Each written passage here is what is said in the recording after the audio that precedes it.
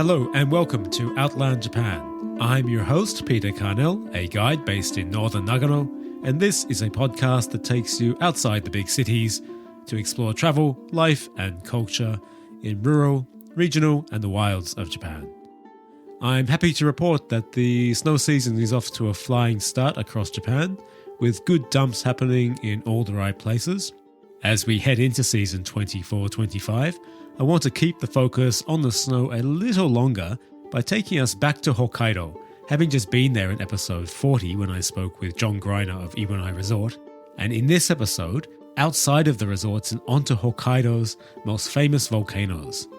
Straddling the Pacific Ring of Fire, Japan, it must be said, is in a precarious position. The 40,000 kilometre or 25,000 mile long tectonic belt rings the Pacific Ocean and is thought to account for around 2/3 of the world's volcanoes and 90% of its earthquakes. Japan's location on the Ring of Fire subjects it to the most earthquakes of any country in the world and puts it high on the list of countries with the most volcanoes. It's ranked differently depending on which source you read, anything from 5th to 2nd. Either way, volcanoes have long played an important role in Japan's history and cultural fabric. Fuji, after all, is without question Japan's most recognisable landscape. It's an aspect of Japan I'll be exploring more in the future, starting today with the experience of skiing Hokkaido's largely very active volcanoes. My guest on the podcast today, leading us in that exploration, is Chuck Olbery, founder and operator of Hokkaido Powder Guides. Hokkaido Powder Guides offers backcountry, freeride and customizable tours across Japan's northern island, including leading guests onto its most prominent volcanoes. I really enjoyed my chat with Chuck. He speaks wonderfully about the experience and emotion of skiing these living landscapes. And as such, if you're a listener of the pod but not much of a skier or snowboarder yourself, I think this episode still has lots of value, given the role volcanoes play in the story of Japan. Of course, if you are a skier or boarder looking for a unique experience in Japan, then this episode is definitely for you. For more information, visit the Hokkaido Powder Guides website. That's hokkaidopowderguides.com, and you can follow them on Facebook, Instagram, and YouTube. Chuck was good enough to provide images in support of this interview. You can view them on the Outland Japan Instagram and Facebook. Just search Outland Japan. And of course, the website is outlandjapan.com. Links to all of those are in the show notes. Now it's Christmas time, so I have a Christmas favour to ask of you all. That's right, likes, follows, shares and reviews. If you're enjoying the pod and haven't yet done so, or perhaps this is the first episode you've listened to but willing to take a chance, I'd love for you to do it right now. Follow or subscribe to the pod on whichever app you're listening, and it would be massively appreciated if you could also rate or review the show. It really helps bring the pod to the attention of others, and that helps me to keep punching out episodes. The same goes for the podcast Instagram and Facebook. Lots of images on our pages in relation to each episode. Make sure to check them out and follow us. Again, if you could do it right now, it really would make me happy this Christmas. Apologies for my voice, I've picked up a bit of a cold. Thankfully, no cold on the day I spoke with Chuck. I was very chipper. Now, on with the interview. Merry Christmas, everyone, and I hope you enjoy.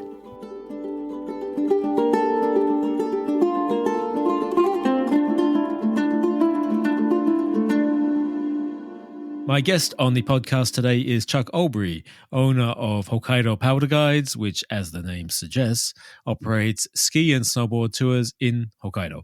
Chuck, thanks for taking time to speak with me, and how are you? I'm good. Thank you for having me on. So Hokkaido Powder Guides offers backcountry, freeride, customized tours across Hokkaido. And it's my understanding you've been operating for around 20 years now. There's no shortage of tour providers in Hokkaido, so I wanted to start by asking you, what sets Hokkaido Powder Guides apart?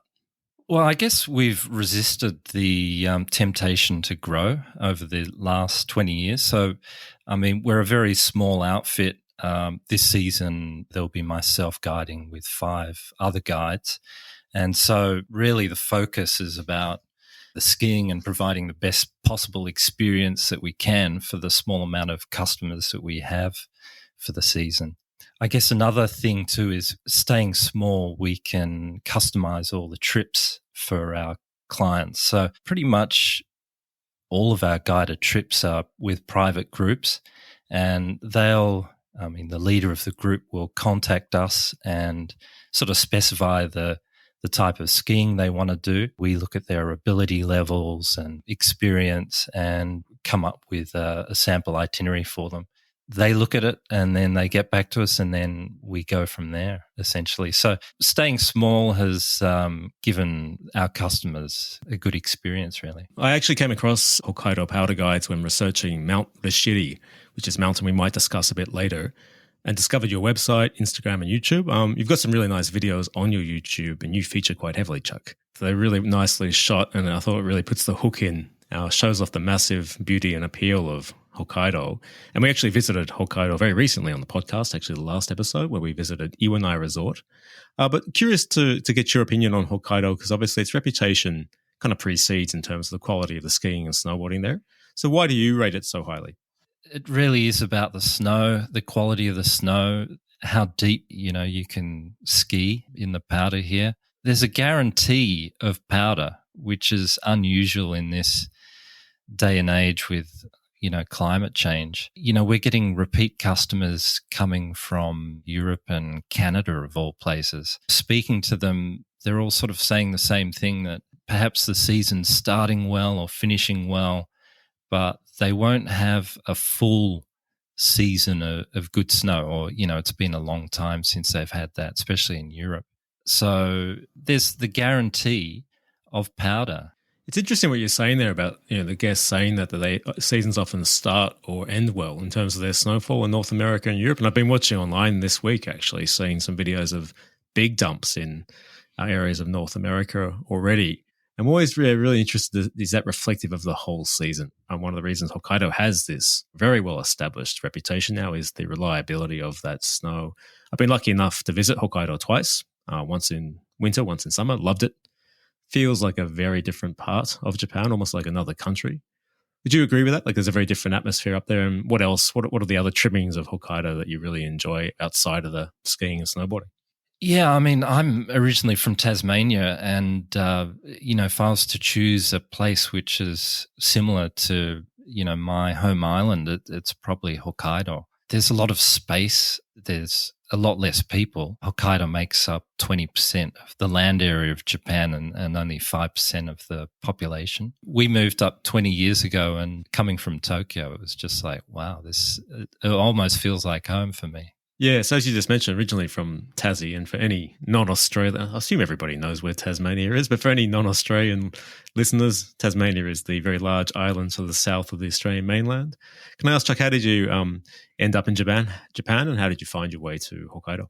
I learnt Japanese from quite a young age at school, and then I took it through university. And when I graduated, I came here on a teaching English program called the JET program.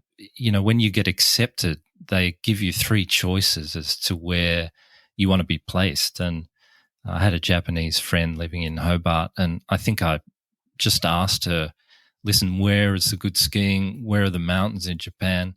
I'm pretty sure that my 3 choices were based on where those mountains were. I got Iwate, which is Tohoku. It's the northern part of Honshu. I actually had a really good time in Iwate. That was I was there for 2 years.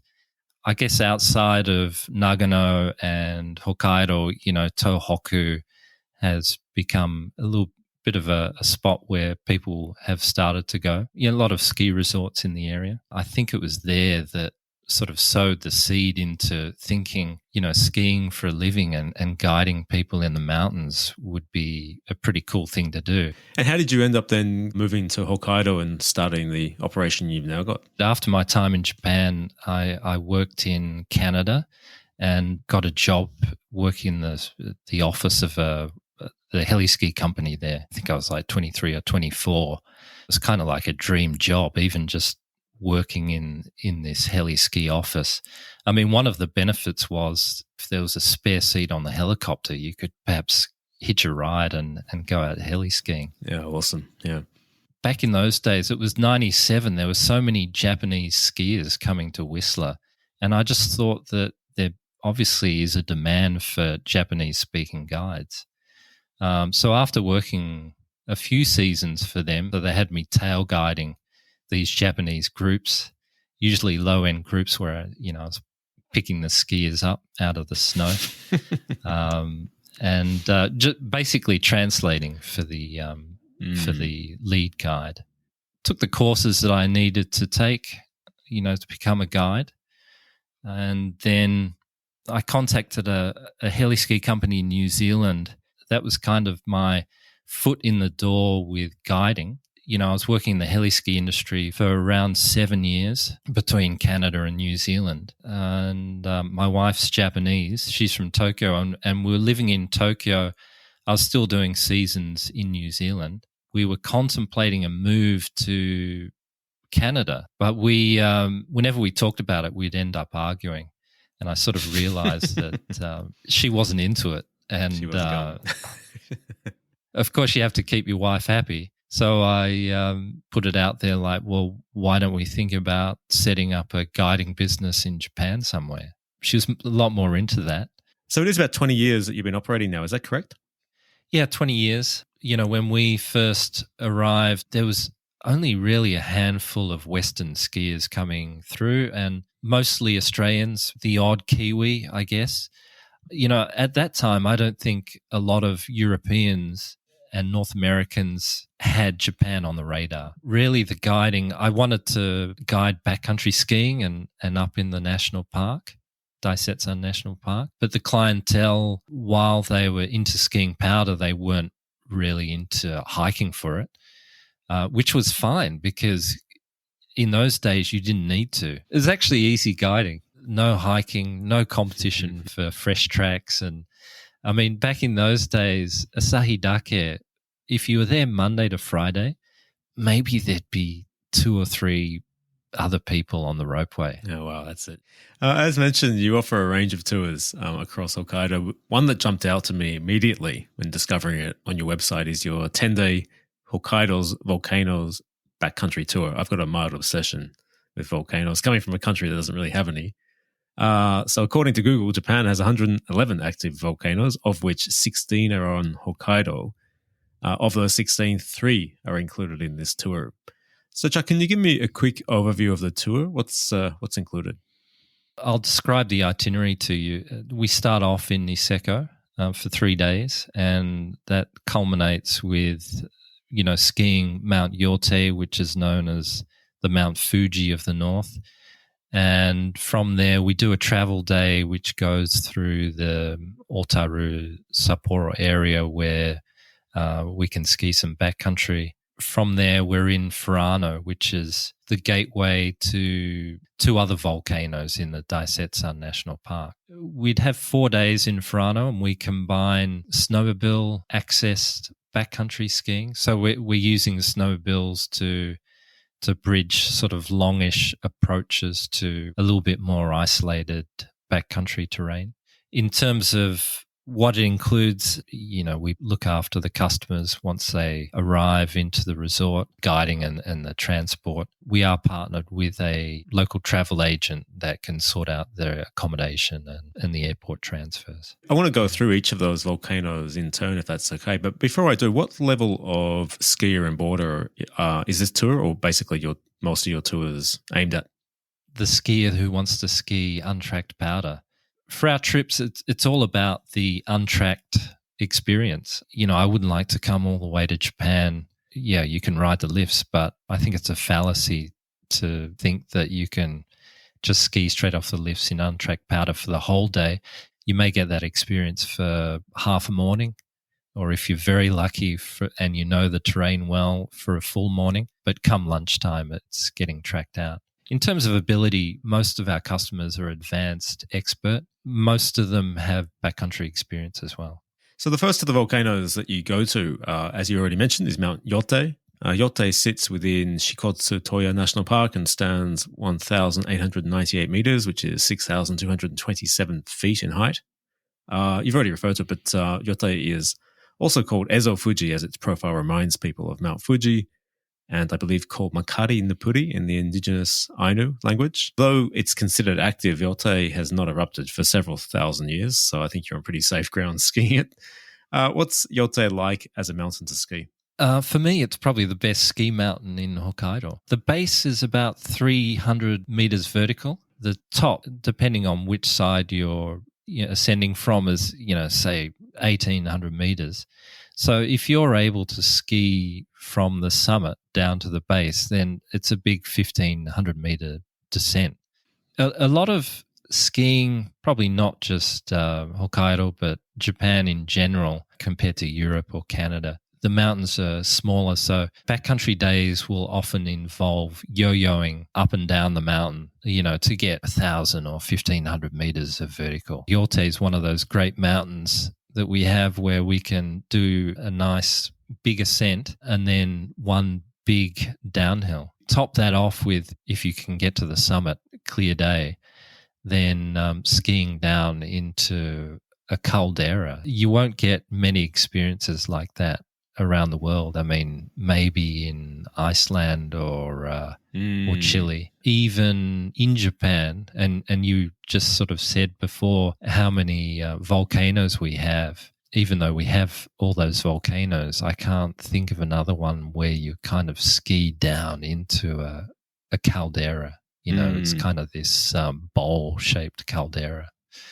So for a visitor coming to Japan, if they have that experience of a clear day and being able to ascend the summit, ski into the caldera, skin back up, and then ski the big descent down, that's a lifetime sort of ski experience.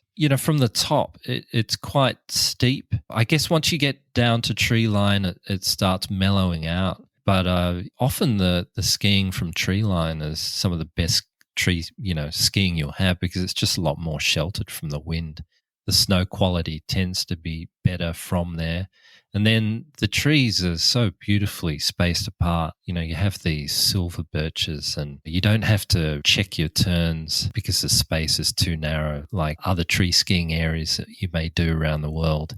I mean, this is Japan tree skiing at its finest, where the trees provide some protection from the wind and give you some visibility, but they don't hinder your skiing at all. Bombing it down through powder, through silver birches on the flanks of a volcano all sounds pretty magical, and you smile on your face as you say all this, Chuck, so I imagine it's just, terrific experience.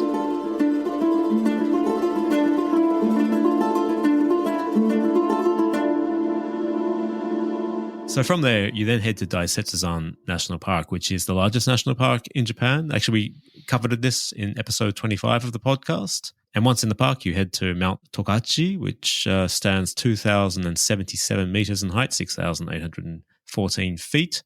Its name comes from the native Ainu language of Tokapchi, which means dried up or parched. It's more active than Yote, with its last major eruption in 1926. How does skiing Tokachi compare with Yote? It's totally different. One thing about the Daisetsuzan or the southern Daisetsuzan area is you drive up to 1,000 meters. So in terms of the ascent, it's a lot less than going up Mount Yote. The other thing too is Mount Yote is this standalone volcano out in the middle of the sort of valley, this cone-shaped volcano, whereas Tokachi Dake is sort of not easy to point out which one it is. You're actually talking about the main peak of Tokachi, which just sort of blends in with the other peaks around it. What we would ski is actually called Maya Tokachi, which is Maya just means front. So the front side of Tokachi. And that's the volcano that's sort of spewing up, a lot of smoke. There's so much smoke which billows out of the caldera that on a clear day from the valley you can see it. If it's a clear day, then that's our go-to. It's an amazing ski experience, skiing on what rarely feels like a live volcano. And I mean, it doesn't just feel it, it is a real live volcano. I might have to correct you there because I think the last eruption was 1988. I love it when guests correct me, so please do. I don't claim to be an expert. So feel free. Go for it. So back in 1988, there was there was actually a ski resort below it, would you believe? You know, the lifts didn't go to the top of the mountain or anything like that. It just went sort of part way up. But the last eruption caused some damage.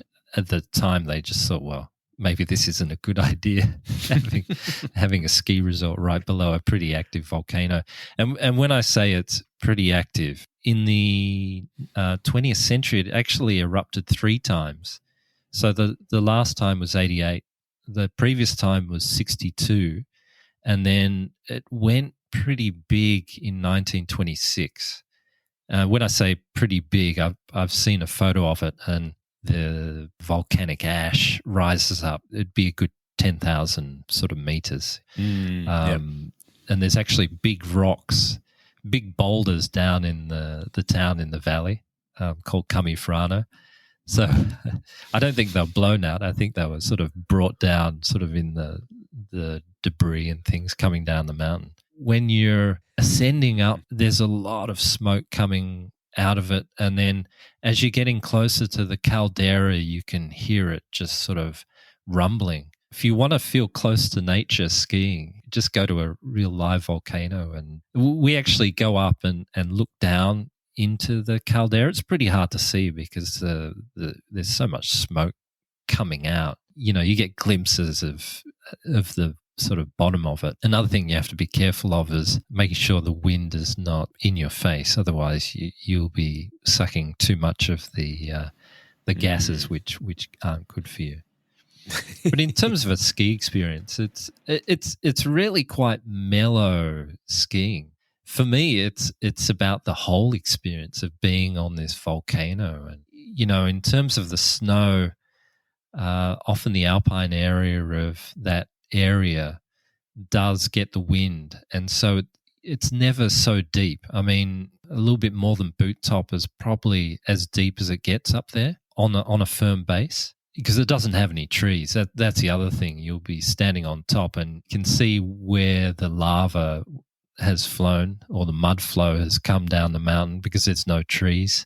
And then, you know, you look at the mountain next to it and it's like, oh, okay, that may have been a volcano thousands of years ago. Nothing's happened on that one because there's trees still there. And from there, you head to Mount Asahi, more commonly referred to as Asahi Dake. It's also part of Daizetsuzan National Park and is the tallest mountain on Hokkaido at 2,290 meters, which is 7,516 feet above sea level. I believe in the native Ainu language, it's referred to as Kamui Mintara, which translates as playground of the gods. And again, correct me if I'm wrong on this. What I understand is the last major eruption was 1739. Again, very prominent signs on the mountain that the volcano is still very, very active. So how would you compare Asahi Dake to Yote and Tokachi? Quite a different mountain from the other two. Like Tokachi, you drive up to 1,100 meters and accessing it is via a ropeway which takes you to 1,600 meters.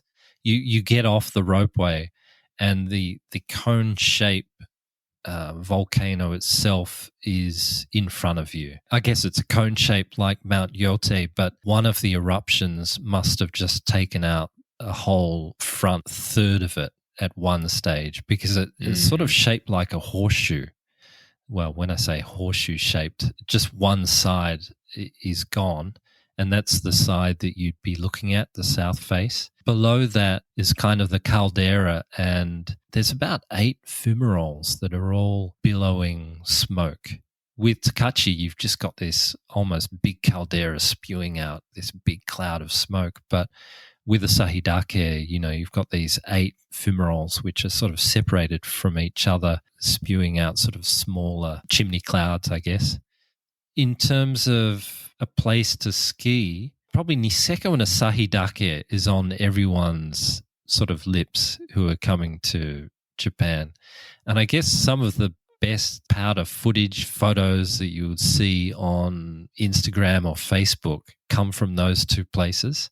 I've had some of the most amazing experiences at Asahi Dake, being so deep in snow. And I mean, skiers, we talk about face shots with, you know, good powder day. I'm getting face shots, you know, the powder's coming up and hitting me in the face. I've had experience at Asahidake where powder is just, it's going over your head. And I mean, I'm not a short guy, I'm like 6'2".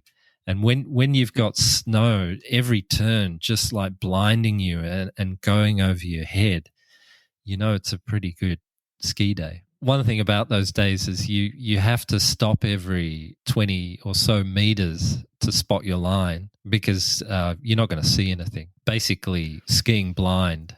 So you ski 20 meters, stop, scope your line. Ski 20 meters, stop, scope your line. Yeah, magic, man, magic. I mean, on that trip, we would obviously run it in January and February, which is deep winter in Hokkaido. And often we're not getting the visibility to be able to climb the peak. On those days, if we don't have a clear day, then we'd ski the tram and what we can access from the tram. So we'd often skin from the tram to get further out where we can ski untracked snow. But often we're sort of relegated by the pretty awful weather that you can sometimes get there. But awful weather means, often good skiing in terms of deep snow. Yeah, absolutely. If we're really lucky and it's a clear day, then ascending to the top of the mountain doesn't take too long. And then skiing sort of a northerly aspect in winter is the thing to do. I mean, in spring, when the snow is a bit more stable, you don't have any issues of avalanche. You can ski the south side down into that sort of caldera area that I was talking about. And, you'll be skiing past these chimneys of smoke coming out, which is quite a cool experience as well.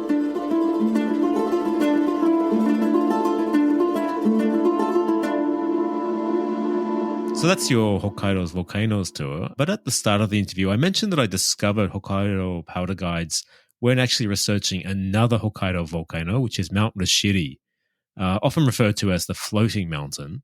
Mount Rashiri is the defining feature of Rashiri Island, which lies 20 kilometers to the northwest of Hokkaido Island. The mountain stands 1,721 meters, 5,646 feet in height, and dominates the island. I've never been, but the images that I've seen are really striking. Its name is derived from the Ainu language, meaning the island with a high peak, and I believe it's dormant with the last eruption several thousand years ago. So just to be clear, Rashiri is not included in your Hokkaido's Volcanoes tour, but I know that you have skied it yourself. So, Chuck, can you start by explaining how do you get to Rashiri? On the trips that we've taken customers, we've always driven from Asahikawa, which is the second largest city of Hokkaido. It's 4 to 5 hours drive. And then you go to a town on the northwest coast of Hokkaido called Wakkanai. Quite interesting. You really feel out there. Like they've got signs in Japanese, English, Russian, and I think Korean. So you're kind of like, wow, this is we're really on the edge of Japan here. So you catch an hour and 20-minute ferry over to the island. That would be probably the safest way of getting up there. There is an airport in Wakkanai. I think the flights, certainly during winter, have the potential to be cancelled by the weather. It is quite the experience traveling up there and then seeing this small town of Wakkanai and then heading off on this boat.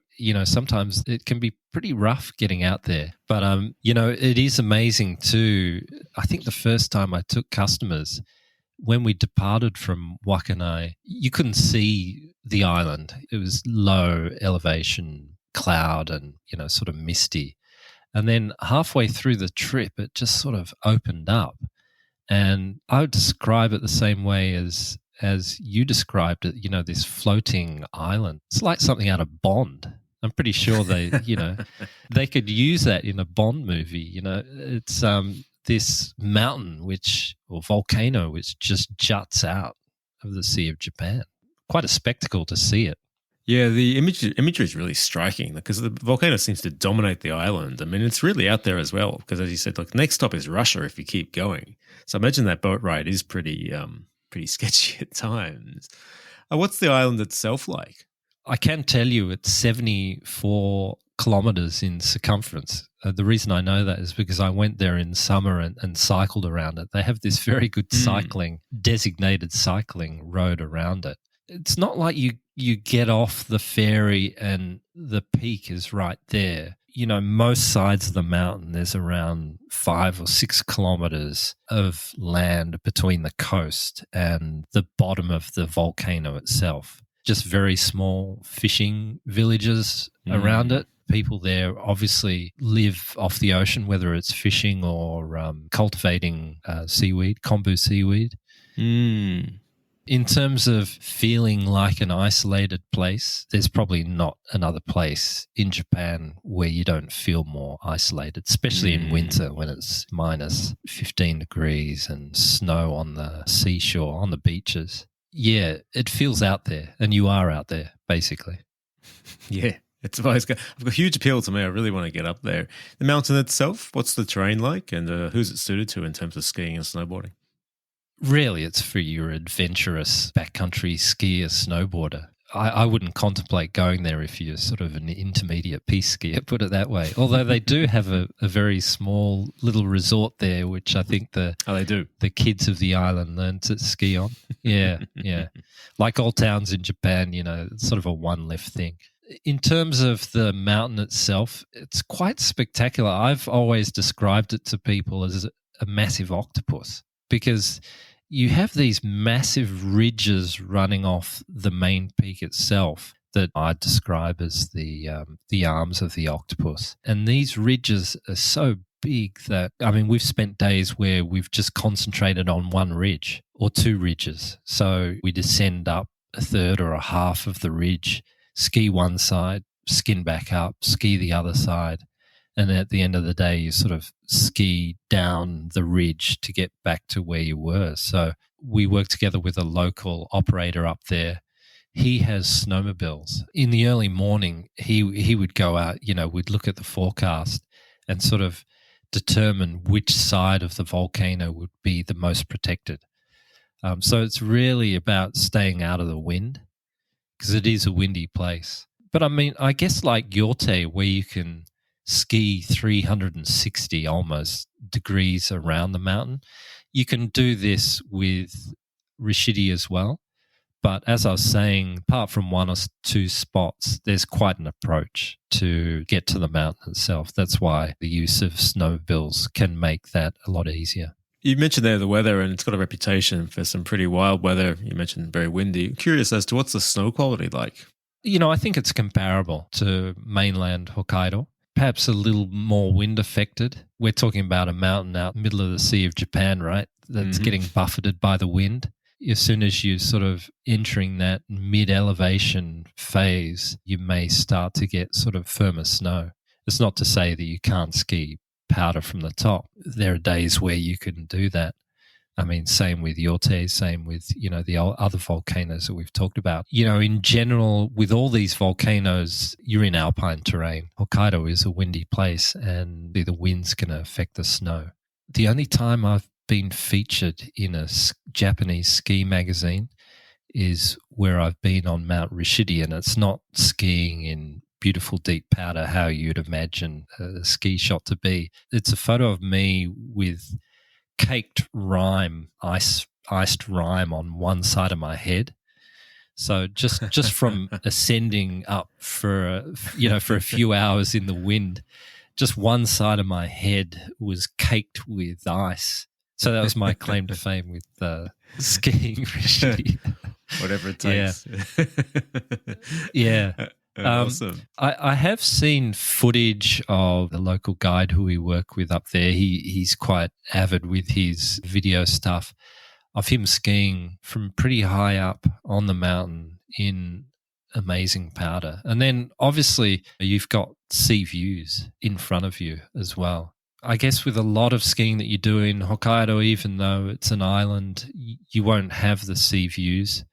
The mountains that we've talked about before, but this one, it's if you're at the top, you've got 360-degree views of the ocean. One of the days we did get fairly high up on the mountain, and we skied down almost to the ocean. Of all the ski days that I've done working or even privately over the years, it's the special days which you'll remember. For myself that day and for the customers who we were guiding, it's a special ski day that will live with you, to have that experience.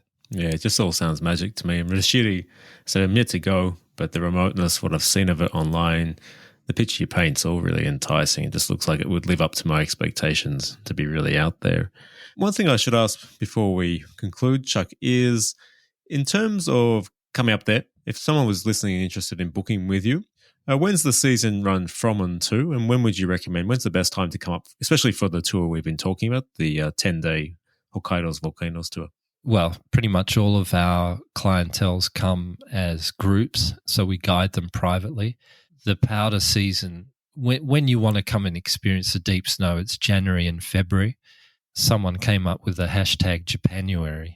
I think for me, perhaps the last week of January or from mid-January until mid-February is a good time to come. For the Niseko area is a little bit warmer there, so the sun is starting to get a bit stronger on those southerly faces. But certainly for central Hokkaido, we're skiing powder into March. I mean, the ideal time, if you want to be waist deep, is really mid-January to sort of February 10 or February 15. If you want a bit more of a backcountry experience with clearer days, mid-February onwards into early March is a really good time to come. And for anyone listening and keen to get more information, get in touch, possibly book with you, how can they do so? The best thing is our website and email contact on the website. Some inquiries come via Facebook, but I think the best way of contacting us is, on the contact form on the website.